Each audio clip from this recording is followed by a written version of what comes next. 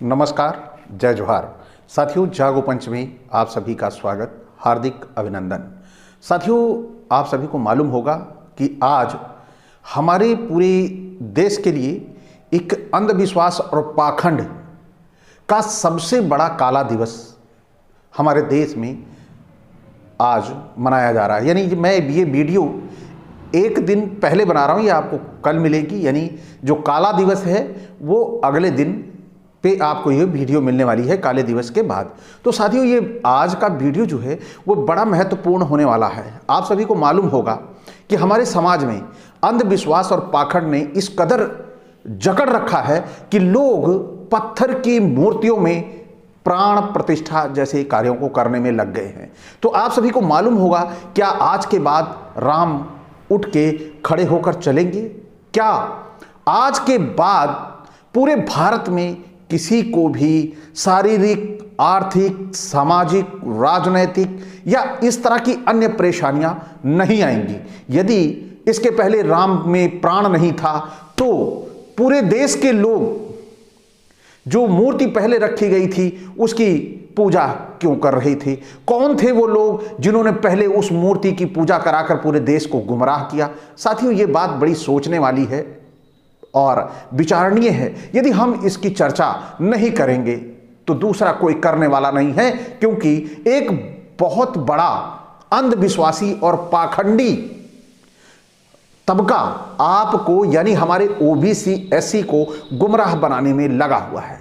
तो साथियों, ये गुमराह ना बना पाए इसके लिए हमें भी कदम उठाना होगा। जब हम जागरूक नहीं थे, हम शिक्षित नहीं थे, तब की बात अलग थी, लेकिन आज हम शिक्षित हैं तो हमारा दायित्व तो बनता है कि हम अपने समाज को जागरूक करें। तो साथियों, इसीलिए जागो पंच लगातार आपके सामने वो तथ्य परक आधारित वो घटनाएं, वो पौराणिक पुस्तकें लेके आ रहा है जो आपको अंधविश्वास और पाखंड से दूर ले जाएगा, दूर कर देगा। तो साथियों, आपका भी दायित्व बनता है, जागो पंच को ज़्यादा से ज़्यादा शेयर करें और सब्सक्राइब करें, लाइक करें, क्योंकि यहीं से अंधविश्वास और पाखंड को दफन करने का मार्ग निकलेगा। तो साथियों, आज हम सच्ची रामायण की चाबी पुस्तक से आपके लिए लेके आए हैं लक्ष्मण का चरित्र। यानी लक्ष्मण का चरित्र कैसा था, ये मैं नहीं कहता, क्योंकि मैं तो एक रीडर हूं, मैं तो एक पढ़ने वाला हूं। मुझे ये पौराणिक कथाएं मिली हैं, ये गाथाएं मिली हैं, तो मेरा दायित्व बनता है कि मेरा समाज ही इसको जाने कि मेरे समाज में अंधविश्वास और पाखंड किस तरह भरा गया था। तो साथियों, आइए चलते हैं सच्ची रामायण की चाबी में। लक्ष्मण के चरित्र पर रामलला हम आएंगे, सच्ची रामायण पढ़ाएंगे का 14वां भाग जो बहुत ही महत्वपूर्ण होने वाला है। तो साथियों, यहां पर हम देखते हैं क्या लिखा गया है। तुलसीदास कृत रामचरितमानस बालकांड में परशुराम को लक्ष्मण ने दुर्वचन कहे थे। यानी लक्ष्मण को परशुराम ने दुर्वचन कहे थे। क्या कहे थे? बिहसी लखन बोले मृदुबानी, आहो मुनीस महाभटमानी। इन्होंने इतनी बढ़िया इसको गद्य के रूप में प्रस्तुत किया है, और उसके बाद इसका जो पूरा का पूरा शब्दों का जाल बुन रखा है वह बड़ा ही खतरनाक है। बिहसी लखन बोले मृदवानी, अहो मुनीस महाभटमानी, कोट कुलिस सम बचन तुम्हारा, व्यर्थ धरो धनु बाण कुठारा, विद्यमान रन पाय रूप कायर करहि प्रलाप, मातु पितहि उऋण भयनी के, गुरु ऋण रहा सोच बहजी के। तो साथियों, यहाँ पर ये जो लिखा है इन्होंने, जो परशुराम ने बड़े ही दुर्वचन कहे, कोट कुलिस सम बचन तुम्हारा, यानी कोटि मतलब कितना ही कुलिस यानी नीच और कर्कश विचार है तुम्हारा। तो परशुराम श्रेष्ठ था, बुद्धिमान था, और लक्ष्मण मूर्ख था, उसे बर्दाश्त करना था क्योंकि परशुराम ब्राह्मण था। तो साथियों, यहाँ पे मैं सारी बातें नहीं कहूँगा, नहीं तो हमारे कुछ एक जो जाति विशेष के लोग भाई हैं जो इन ब्राह्मणों के जाल में फंसे हैं वो नाराज हो जाएंगे। तो उन्हें हम नाराज करके केवल मुद्दे की बात करते हैं। चलते हैं लक्ष्मण चरित्र पर। तो विमल सूर्यकृत पौंचर्य युद्ध पर्व 54 के अनुसार नल द्वारा पराजित राजा समुद्र ने अपनी 4 कन्याएं लक्ष्मण को दे दी। रामकथा अनुच्छेद 60 में। अब इसी ग्रंथ पौंचर्य युद्ध पर्व 61 से 64 के अनुसार जब लक्ष्मण को रावण ने शक्ति मारी, तब द्रोणमेध की कन्या विशल्या लक्ष्मण का उपचार करती रही। बाद में दोनों का विवाह हो गया। रामकथा अनुच्छेद 60। विमल सूर्यकृत पौंचर्य उत्तर चरित पर्व 85 से 91, वन भ्रमण पर्व 33-42 तथा गुणभद्र कृत उत्तर पुराण के अनुसार लक्ष्मण की 16,000 पत्नियों की चर्चा है, जिनमें वनमाला, रतिमाला और जित पद्मा प्रमुख है। रामकथा अनुच्छेद 60 से 64। पाश्चात्य वृतांत नंबर 14 पृष्ठ 619 के अनुसार राम ने लक्ष्मण को सीता के मार डालने का आदेश दिया था। यानी कि राम ने लक्ष्मण को सीता को मारने का आदेश दिया था। लक्ष्मण ने मारा नहीं, बल्कि किसी वृक्ष का लाल रंग बाण चढ़ाकर राम को विश्वास दिलाया कि सीता का वध हो चुका है, और यह रामकथा अनुच्छेद 721 में अंकित है। वाल्मीकि रामायण युद्ध कांड सर्ग 85 के अनुसार जब मेघनाथ निकुंभिला देवी की पूजा कर रहा था, तब लक्ष्मण ने उसे पूजा करते समय मारा। तो आप सभी को यह ज्ञात होगा कि ये जो हमारे महारथी चरित्र वाले थे, एक ने पेड़ों की आड़ में छिपके बाली को मार दिया, और दूसरे में कितना बहादुर, कितना वीर व्यक्ति था ये, जो पूजा करते हुए निसहाय व्यक्ति को मारा। यानी कि उसकी क्षमता नहीं थी कि वो पूजा कर लेगा तो उसके बाद वो उसको हरा पाएगा। तो ऐसे डरपोकों को हम शेषनाग और ऊपर का अवतार मानते हैं? नहीं, ये किसी ने हमें बेवकूफ बनाया है। अगर ऊपर वाला अवतार लिया होता, ऊपर वाला ये अवतार होता, तो निश्चित तौर पर उसे डरने की क्या बात थी? वह चैन से बैठा रहता, कर ले जा जितनी तपस्या तेरे को करनी है, मैं तो सर्वेश्वर हूं, सर्वेश्वर का धारण करने वाला हूं, तो मुझे कौन मार सकता है? तो यहां पर आप सभी को यह ज्ञात होगा कि ये कोई अवतारिक नहीं, एक मामूली व्यक्ति थे जो मामूली तरीके से अपना जीवन यापन कर रहे थे इस वाल्मीकि रामायण के कहानी के पात्रों में। लेकिन हमारा समाज इसे अलौकिक मान बैठा, क्योंकि ये पढ़ा लिखा नहीं था, और जो पढ़े लिखे थे उन्होंने अपनी जिम्मेदारी कुछ इस तरह निभाई कि ये पत्थर में भी प्राण प्रतिष्ठा का दावा करने लगे, और हमारे भोले भाले लोग ये मानने लगे कि वास्तव में प्राण प्रतिष्ठा होती है, और इस प्राण प्रतिष्ठा के बाद हमारे देश के सारे आर्थिक संकट दूर हो जाएंगे, गरीबों को चारों तरफ पूरा खाना मिलने लगेगा, उनकी बड़ी बड़ी बिल्डिंगें बन जाएंगी। लेकिन हमारे समाज में ऐसा कुछ नहीं होने वाला। वो दिन दूर नहीं जब आपको भारत के लोग बेरोजगारी और बेकारी और भूखमरी से मरते दिखाई देंगे। तो साथियों, आगे चलते हैं हम। जो आगे शीर्षक दिया गया है वह रामायण के नाम से दिया गया है। रामायण में क्या वर्णित है यह मैं आपको पढ़ के सुनाता हूं। वाल्मीकि रामायण कांड सर्ग 14 व 16 में अश्वमेघ यज्ञ की घटना तथा पुत्र प्राप्ति हेतु कौशल्या द्वारा घोड़े का वध आदि। स्पष्टीकरण: पुत्र प्राप्ति हेतु अश्वमेघ नहीं है, शुद्ध वीर्य और शुद्ध रज के होने के साथ मासिक धर्म एवं बच्चे दानी में किसी प्रकार की खराबी का ना होना, उपरोक्त यज्ञ आदि नहीं। साथियों, रामचरित के पैरा नंबर 12 के अनुसार स्वर्ग नरक पुनर्जन्म व मनुष्य मृत्यु ऊंच नीच वाले धर्म की प्रचार पुस्तिका रामायण है।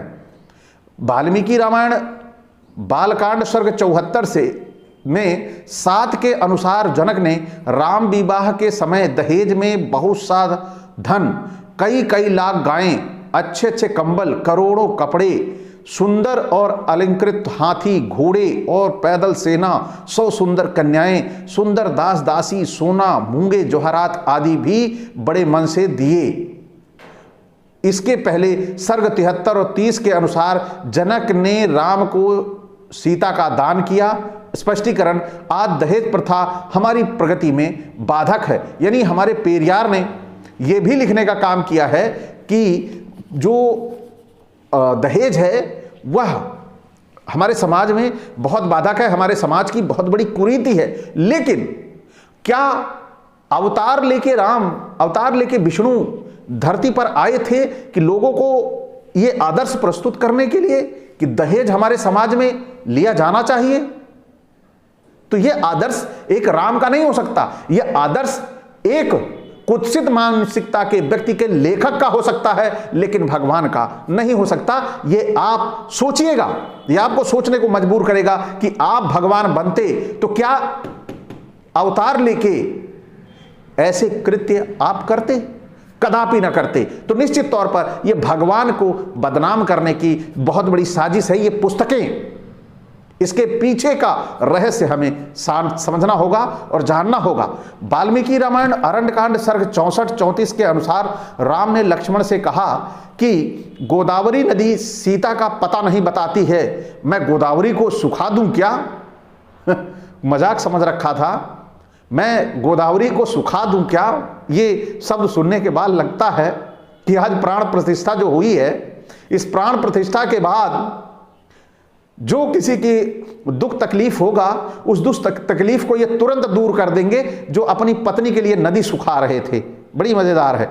तो आगे चलते हैं। कृष्णगंधा कांड सर्ग 61 श्लोक नंबर 16 के अनुसार संपाति के पंख सूर्य का पीछा करने पर जल गए। सर्ग 63-13 के अनुसार नए पंख निकल आए। वाल्मीकि रामायण युद्ध कांड सर्ग 75 के अनुसार कुंभकर्ण की मृत्यु के बाद रात्रि में लंका व दहन व विरोधियों को घेर घेर कर मार डालना महानतम घृणित घटना है। तुलसीदास कृत रामचरितमानस लंका कांड के अनुसार मेघनाथ के मरे हुए शरीर के साथ उसकी स्त्री सुलोचना सती हो गई, यानी सती प्रथा का भी बढ़ावा हमारी ये पुस्तक वाल्मीकि रामायण देती है और ये रामचरित मानस भी देती है। और वाल्मीकि रामायण युद्ध कांड सर्ग 22 के अनुसार समुद्र ने राम के पूछने पर कहा, उत्तर में मेरा पवित्र द्रुमकल्य प्रदेश है, वहां पर भयंकर रूप वाले तथा भयंकर कार्य करने वाले पापी अहीर आदि दस्यु रहते हैं और मेरा जल पीते हैं। उन पापियों का स्पर्श भी असहाय है, आप अपना बाण वहीं फेंक दीजिए। राम ने ऐसा ही किया, जिसके फलस्वरूप झीलों तालाबों का संपूर्ण जल सूख गया। देश का नाम मरुकांतर पड़ा। विश्व भारती ग्रंथ के अनुसार इस प्रदेश को आजकल राजस्थान कहते हैं। वाल्मीकि रामायण अरण्यकांड सर्ग 71-31 में कबंध ने राम से कहा, सूर्य के घोड़े थक जाने से सूर्य अछूत ना हो जाए, इसके पहले ही मुझे गड्ढे में डालकर जला दीजिए। बालकांड सर्ग 61-62 के अनुसार राजा अम्बरीश के नरमेध यज्ञ में सुनह शेष की स्थिति भवभूति कृत उत्तर चरित नाटक अंक 4 में वशिष्ठ ने वाल्मीकि आश्रम में वाल्मीकि द्वारा प्रदत्त 2 वर्ष आयु वाली कल्याणी नामक गाय की बछिया के मांस से बना हुआ मधुपर्क ग्रहण किया था। सीता का त्याग करते समय एक राजा की हैसियत से एक कैदी की जीवन संबंधी आवश्यकताओं की पूर्ति राम ने नहीं की।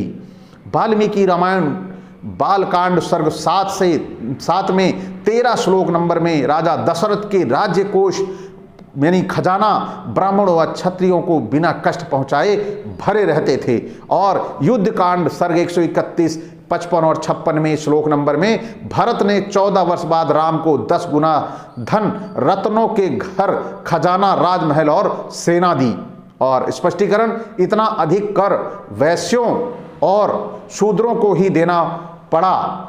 बालकांड सर्ग 6 से 19 में राजा दशरथ के राज्य में क्षत्रिय ब्राह्मणों के घोर अनुयायी थे। शूद्र अपने धर्म में तत्पर रहते हुए चारों वर्णों की सेवा करते थे। युद्ध कांड सर्ग 131-95 में राम ने 10,000 वर्ष राज्य किया। इसी सर्ग के श्लोक नंबर 104 में राम के राज्य में ब्राह्मण क्षत्रिय वैश्य शूद्र लोभ रहित होकर अपने अपने कार्यों में ही संतुष्ट रहा करते थे।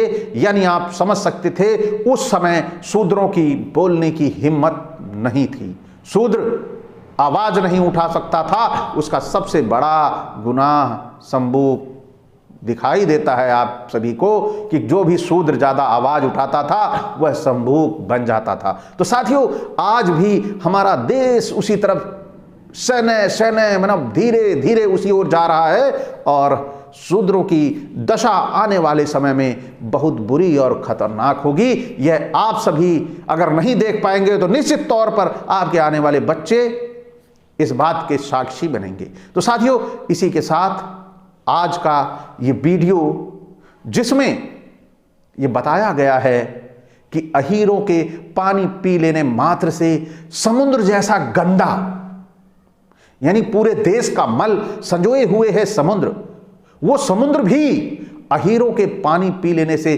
अपवित्र हो जाता था, जो पूरे विश्व का मल इकट्ठा करके रखता है। तो साथियों, ये वीडियो आप सभी उन अहीरों तक जरूर पहुंचाना कि वाल्मीकि ने ये सब लिखा हुआ है, और उन तक पहुंचाना, क्योंकि आज वो श्रेष्ठता और जातीयता के दंभ में अपने आप को सर्वश्रेष्ठ जाति का तमगा देते हैं। तो स्वयं से कुछ नहीं होता देने से, आप पीछे के जब ये ग्रंथ उठा के देखोगे तो आपको इस लायक नहीं बनाया कि आप समुद्र का पानी छू सके। तो साथियों, आप सभी से आग्रह, उन्हें जरूर पहुंचाइएगा, जिससे हमारे समाज में, हमारे समाज के लोगों को यह ज्ञान हो सके कि उनको कितना नीचा दिखाने का काम किया गया है। तो साथियों, आप सभी से मैं विदा लूंगा इसी के साथ। नमस्कार, जय मंडल, जय भीम जी।